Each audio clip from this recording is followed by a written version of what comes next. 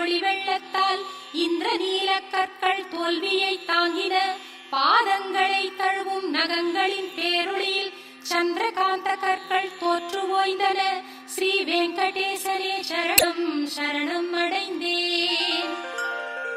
ஸ்ரீதேவி பூதேவி மற்றும் நட்பின்னை தேவி தங்கள் தளிரான செம்மலர்க்கரங்கள் பட்டதாலே பெருமானே உந்தன் பெருமை மிகு திருப்பாதங்களும் சிவந்து மலர்ந்தனவோ என்றே ஒளிரும்.